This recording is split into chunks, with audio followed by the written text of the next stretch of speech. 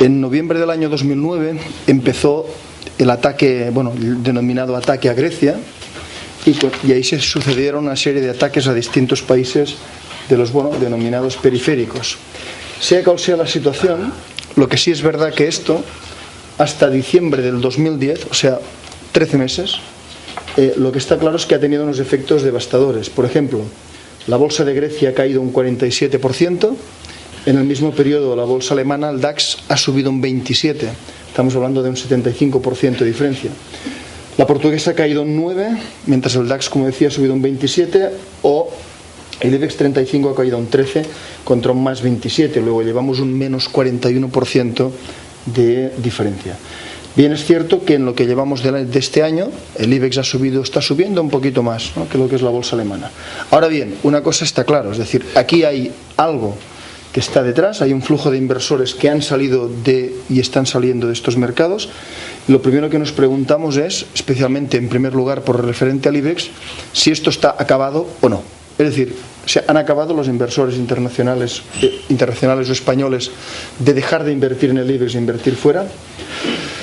Vamos a ver, primera cuestión. Lo que está claro es que el mundo está creciendo enormemente. El año 2009 el PIB del mundo cayó un 0,6%, pero es que el año pasado subió un 5%. Crecimientos muy fuertes. También es verdad que este año la previsión de crecimiento en el mundo es espectacular, un más 4,4%, y para el año que viene también. Con lo cual tenemos que el mundo ha crecido muy fuerte el año pasado y tiene 2 años de gran crecimiento. Nosotros caímos también el año 2009, ahora bien, tanto el año 2010 como incluso el año 2011, hay una cosa que está clara, es que estamos al margen de este crecimiento que está teniendo el mundo. La pregunta que tenemos que hacernos es ¿por qué esto es así y por qué nosotros estamos en este contexto tan diferente? Entro aquí un poco, nosotros tenemos una problemática diferencial de la cual hay que ser consciente, que es la problemática inmobiliaria. Esto, por ejemplo, es un análisis de finales del año 2006, que es sencillamente el momento cuando los mercados inmobiliarios del mundo están en su fase más alta, en su fase más álgida. Esto es un análisis hecho de una manera, no podemos entrar en el detalle, por supuesto, en el coloquio si alguien lo desea, pero al final esto está construido de una forma que todo lo que sea estar aquí en base a 100 o 120 significa mercados inmobiliarios razonablemente bien valorados. Lo que significa para la derecha, ven estas dos puntas de aquí, es mercados inmobiliarios muy caros, y lo que significa para la izquierda serían mercados inmobiliarios muy baratos. En todo el mundo, ¿qué mercados aparecen inmobiliarios muy muy baratos? Pues Japón y Alemania. ¿Qué mercados aparecen muy muy caros? España, Irlanda. Luego tienes países como Inglaterra, Estados Unidos, ligeramente caros, pero tenemos que tener en cuenta que nosotros venimos de una situación a finales del 2006 que es sencillamente, ciertamente en términos comparativos, más grave que en otros países. De este punto de partida, lo que vemos un poco aquí, hay 4 índices inmobiliarios de 4 de los países que han tenido burbuja inmobiliaria. Primer caso, Inglaterra. Este rojo es Inglaterra. Como ven ustedes, Inglaterra está cayendo, cayó su inmobiliario durante bastantes meses, 20 meses, pero cuando cayó su inmobiliario fue a razón de un 14% por año. Es decir, ajustó fuertemente. ¿Cómo está el inmobiliario inglés después de este fuerte ajuste? Pues está, podríamos decir que neutral. No está subiendo, pero como mínimo ha parado la bajada. Algo parecido puede decirse de Estados Unidos, cuando su inmobiliario está 37 meses cayendo, es esta línea azul, a un ritmo importante, 12% anual, y desde hace muchos meses su inmobiliario, los precios de los inmuebles están sencillamente estancados. Si nos vamos a nuestro caso España, nosotros aquí llevamos 44 meses cayendo, esto es en diciembre, tenemos ya datos de meses de enero y febrero, hay que añadir 2 más, llevamos 46 meses cayendo, somos esta línea azul. Ahora, lo que sí está claro es que estamos cayendo, pero fíjense ustedes, nunca sin una pendiente importante, es decir, nosotros estamos cayendo aproximadamente a un ritmo del 7% anual. Claro, si teníamos más desajuste antes de empezar y encima corregimos menos, esto, digamos, el problema que nos genera ahí es saber sencillamente si estamos al final de este proceso o al principio.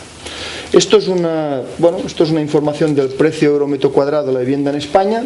máximo abril 2007, y ahora la última lectura han caído los precios. Esto está basado en los precios de oferta, esto es Fotocasa, cualquiera puede verlo, que es una información que utiliza el Fondo Monetario Internacional y el Banco de España también.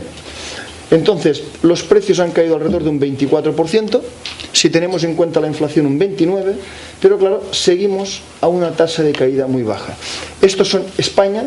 Lo malo es que aquí, si alguien mira los precios en Barcelona, ciudad, en Madrid, ciudad, es decir, en las capitales más grandes, el problema es que la pauta es idéntica. Ahora no recuerdo la cifra, en Barcelona eran 5.500 euros metro cuadrado, ahora son 4.000, en Madrid también era así y bajando. Entonces, esto es importante, porque una de las señales que marcan cuando el mercado inmobiliario deja de caer es cuando el centro, las ciudades más importantes suben y la periferia sigue cayendo.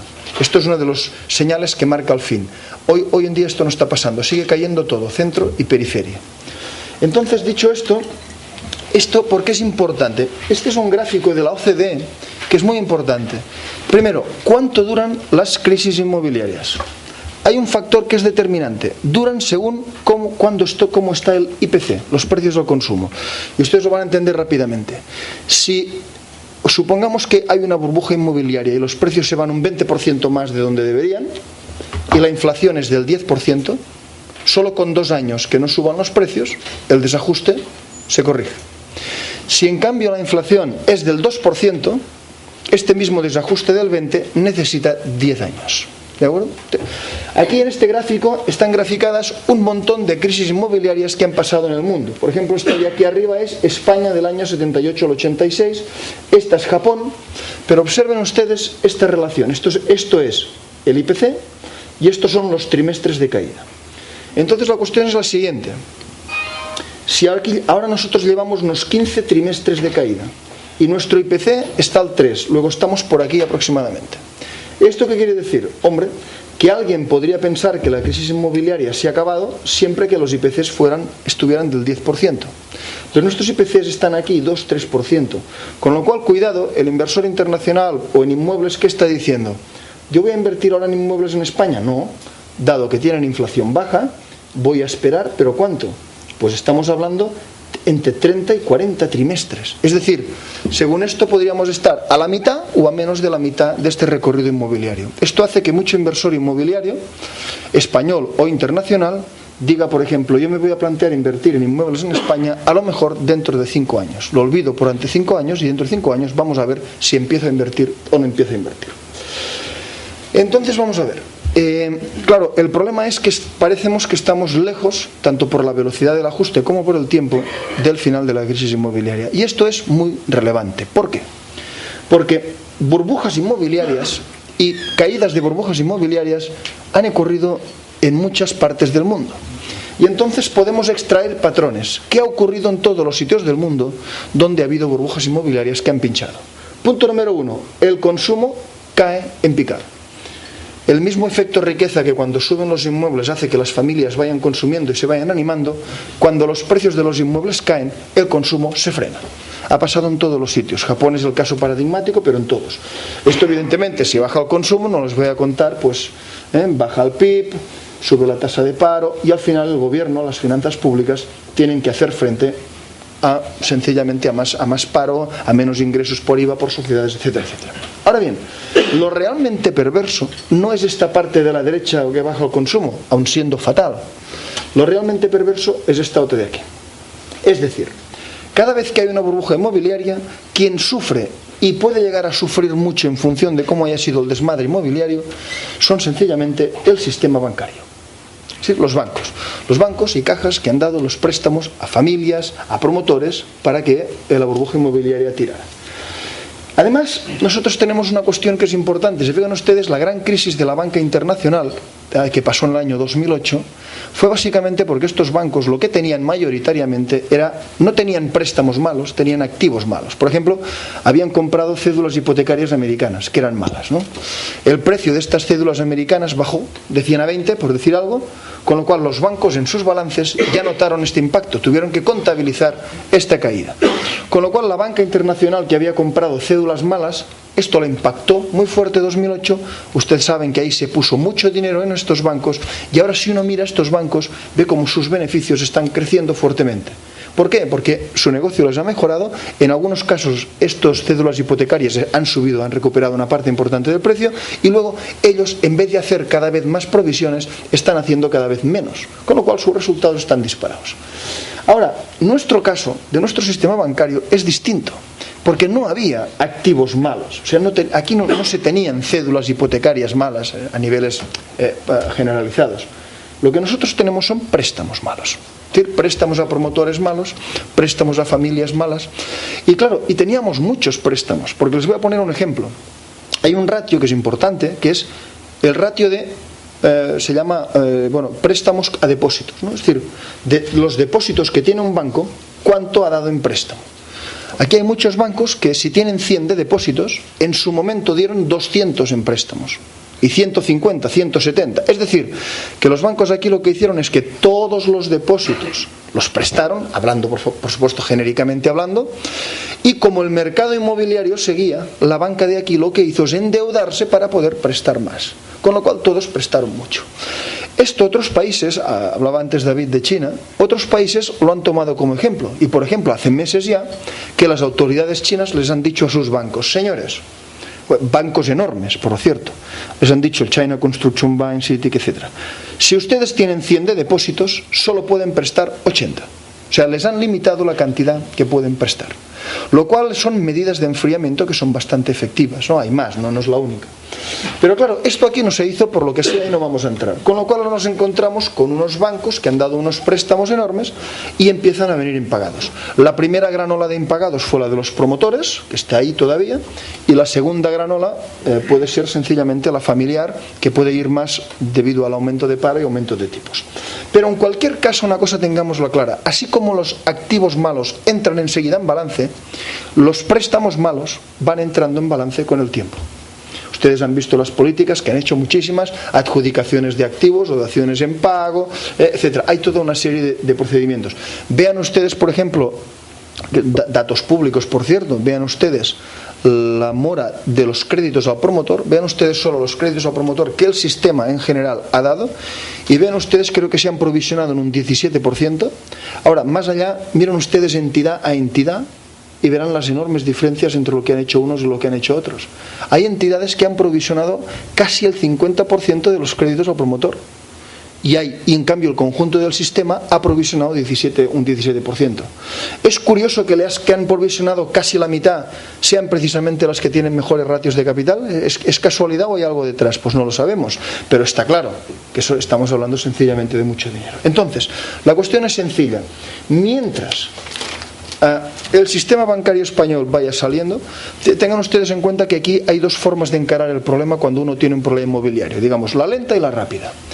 La rápida: señores bancos, provisionen ustedes de una forma muy agresiva, no conservadora sino agresiva. Si ustedes tienen activos en dación en pago en balance, por favor no vayan ajustándolo como sencillamente una especie de amortización cada vez, o sea que con los años vas a acabar llegando al precio de mercado, sino por ejemplo una norma contable que diga valora usted a precio de mercado los activos que usted se ha quedado.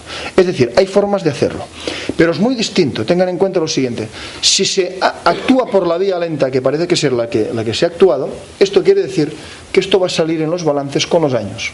O sea, una forma lenta de salida. Claro, esto significa que los balances de los bancos de momento parecen mejores de lo que son y que las finanzas del Estado también parecen mejores de lo que son. Pero también tiene una ventaja, digamos, si se hace tiene una gran desventaja la vía lenta, que es que la crisis dura más. Es decir, lo tengo muy claro, es decir, cuanto más rápido y más se recapitalice a los bancos y cajas, más rápida será la salida de la crisis. Parece un poco que en función de esto no estamos haciendo una vía más lenta, de que las cosas vayan saliendo con los años y esperando, no sé, que el mercado inmobiliario suba. En cualquier caso, y fíjense ustedes lo rápido que van, hasta hace muy poco tiempo, la gran cuestión que hay que hacer con bancos y cajas, que es poner capital dentro, esto hasta hace poco tiempo se discutía.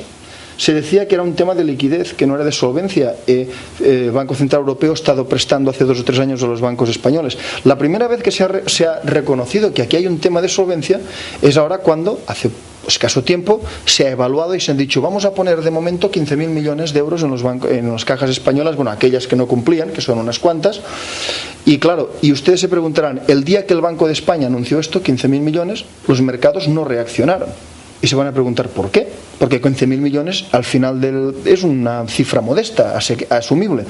Pues no, ¿por qué? Porque 15.000 millones es una cifra que corresponde, primero, a una época pasada, 31 de diciembre de este año, con un baremo determinado de cálculo que, entre otras, es discutible seguro, y, cuidado, no se refiere a la cifra final. Es decir, sea cual sea la necesidad de los cajas y bancos a día de hoy, ¿cuál va a ser, si los inmuebles siguen cayendo, si los tipos de interés van subiendo, cuál será el final de este proceso? ¿De acuerdo? Y el mercado no se fija en la cifra inicial, se fija en la final. ¿Cuál es esta cifra final? Yo diría que es la gran desconocida, es esta X, como aquí, es la incógnita. Realmente lo que deberíamos saber es cuánto dinero va a ser necesario poner en el sistema bancario español, insisto, cajas y bancos, al final de este proceso. Y estamos hablando de mucho dinero. Dado que ahí no hay una estimación más allá de estos 15.000 millones iniciales, no hay una estimación de la final, esto sigue siendo la incógnita.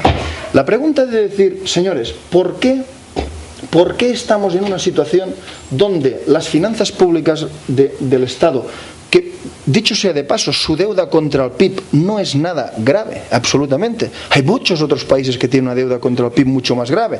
Entonces, ¿por qué está España bajo presión si resulta que sus finanzas públicas, en deuda, en términos de deuda, están bien?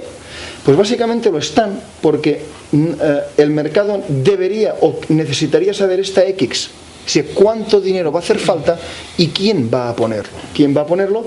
Que de momento la previsión es finanzas públicas. Hoy han visto que las entidades que necesitan los 15.000 millones mayoritariamente han dicho que van a pedir el dinero al Estado. Algunas van a intentarlo en la bolsa. Yo les digo una cosa, es muy complicado que el inversor institucional invierta en estas cajas y bancos si salen a bolsa. ¿Por qué? Por 2 motivos. Primero, porque el inversor quiere transparencia, es decir, necesita saber de qué estamos hablando en los balances. Y segundo, porque en el pasado, fíjense ustedes, por ejemplo, si alguien analiza el caso japonés, que cuidado, ahí los bancos tardaron en reconocer, o sea, 13 o 14 años en aflorar provisiones que venían de 13 o 14 años atrás, o sea, ahí tardaron muchísimo, fue el prototipo de no actuar y esperar a que el mercado inmobiliario cambie. Pero claro, ahí hubo otra cosa muy importante que se sacó de ese caso, que es que todas aquellas cajas y bancos que habían acabado necesitando dinero del Estado, que fueron mayoritariamente, en Japón las nacionalizaciones fueron frecuentísimas, pues tuvieron otro problema, que es que no ganaron dinero en muchos años. Es decir, los requisitos que les puso el Estado una vez dentro les impidió ganar dinero, con lo cual el inversor necesita 2 cosas. Punto número 1, vamos a ver cómo está tu balance en una previsión a 3 o 4 años, cómo va a estar tu balance, de una forma realista, incluso exagerada. Y 2, vamos a ver si eres capaz de ganar dinero en el futuro. ¿El inversor va a apreciar esto? Os digo yo que no. Con lo cual aquí una de 2, o van a invertir en estas cajas y bancos clientes de cajas y bancos minoristas, clientes de ventanilla, a los cuales estas cajas y bancos van a ofrecerles sin duda invertir, o 2, va a ser el Estado. Nosotros creemos que una parte importantísima va a ser el Estado. Entonces, dicho esto es verdad que por mucho que se haya escogido una vía lenta de solución, una vía rápida, cuidado que los mercados esto está cotizándose. Por ejemplo, esto que ponemos aquí son los CDS, la evolución de cómo han cotizado los CDS de diferentes bancos y cajas.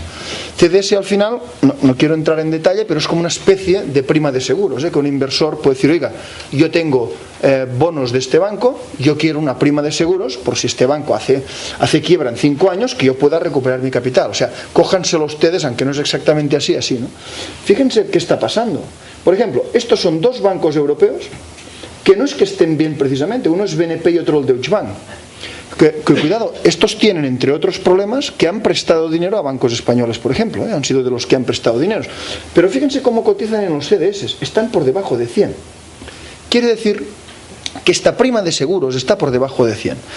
Entonces, fíjense aquí bancos españoles, yo diría aquí que hay como 3 o 4 categorías. Primero, Santander y BBV, pero es que Santander y BBV están a más del doble. que el resto de bancos. Luego el inversor lo que está diciendo es: cuidado, Santander y BBV tienen el doble de riesgo que Deutsche Bank y BNP, lo cual será lo discutible que queramos, pero ahí está. Yo creo, y esto sí que es una interpretación, que Santander y BBV yo creo que están muy al margen de la problemática, porque solo tiene una parte pequeña en España, o sea, en uno de los núcleos inmobiliarios importantes. Ahora también les diré, el mercado está preocupado por el papel que Santander y BBV tomen al final en cuanto a la resolución del problema. O dicho de otra forma, está preocupado en que tengan que quedarse o cajas o otras entidades en condiciones no favorables para el inversor, cosa que no creo, pero que el mercado lo está cotizando. Y luego aquí tendríamos una serie de cajas. Esta sería la Caixa, o esto serían Popular, Caja Madrid. Es decir, pero fíjense que estas primas de seguros es que han mejorado respecto a enero, que fue el momento peor, pero una cosa tenganla clara, es decir, estamos pagando casi 4 veces lo que se está pagando por el resto de la banca. Luego, el mercado sí sabe que en estas entidades, o sí cree el mercado, que en estas entidades hay problemas que van mucho más allá de los balances. ¿Cuánto vale el IBEX? Sí, Telefónica vale tanto, y Repsol vale tanto, y esta vale tanto, las juntamos todos, ¿cuánto debería valer el IBEX? Pues a día de hoy, fíjense que nos da que el IBEX debería valer 16.000. ¿Por qué? Es lo que ya debía valer aquí. Bajó un poco con los beneficios, ha subido porque los beneficios han recuperado y está aquí. Luego, y en cambio estamos aquí en 10.000 y pico. Con lo cual, la cuestión ¿cuál es aquí? ¿El IBEX está barato, sí o no? Sí, nos aparece como muy barato el IBEX, porque gracias a Dios una parte importantísima de los beneficios del IBEX no se realizan en España, que es un mercado que a día de hoy está mal, sino que se realizan fuera, en un mundo creciendo fuertemente. Entonces, el problema es: ¿por qué entonces, si está barato, no nos lanzamos a comprar el IBEX? Porque claro, hay una cuestión. Es verdad que el IBEX está barato, pero tiene un problema por resolver, que básicamente es el inmobiliario y el bancario derivado del inmobiliario. Pero cuidado, es que el mundo está barato también. Las bolsas mundiales están baratas. Por ejemplo, bueno, ahí están los PERs de las bolsas mundiales, aquí estaban alrededor de 12. El mundo, los beneficios crecieron un 35 el año pasado, y este año están en un 16, el año que viene en un 15 las previsiones. Entonces, ¿qué pasa? Si nosotros miramos desde muchos puntos de vista, cuidado, porque el mundo está barato. Hemos visto, por ejemplo, antes lo comentaba también David, que cuidado que el IFO alemán, que al final es la confianza de los empresarios alemanes, es que están máximos. Desde la reunificación de Alemania están máximos. Y ustedes, aquellos que son empresarios, saben perfectamente que cuando un empresario tiene la confianza al máximo, pues cuando tiene pedidos, cuando tiene ventas, cuando está ganando dinero, ¿no? Esto es lo que está pasando en Alemania. Cuidado con esto, porque esto tiene impacto. Por ejemplo, mientras nosotros estamos hablando y estamos viendo nuestro mercado, cuidado que hay mercados inmobiliarios que empiezan a recalentarse en la zona euro. París está disparado. Los precios en París, hay inversores en París haciendo compra y ventas de pisos y de inmuebles como se estaban haciendo aquí hace 5 años. ¿Pero sabe por qué? Porque con estos tipos de interés tan bajos que tenemos, una persona que compre un inmueble en París, ahí no hay, las hipotecas no son a tipo variable, son solo a tipo fijo, es que es a tipo fijo del 3,4% a 15 o 20 años. Se está recalentando. Y Alemania, fíjense, Alemania, dos cosas. Cuando el IFO está en máximos, hay una cosa que suele pasar, que es que se dispara el mercado de oficinas, el inmobiliario de oficinas. O sea, la tasa de ocupación y los precios de las oficinas dependen del IFO. Ha subido el IFO, está recuperándose un poco las oficinas, que se espere que suban. Y el de las familias, mire, el de las familias, el mercado inmobiliario, hay una cuestión que está clara.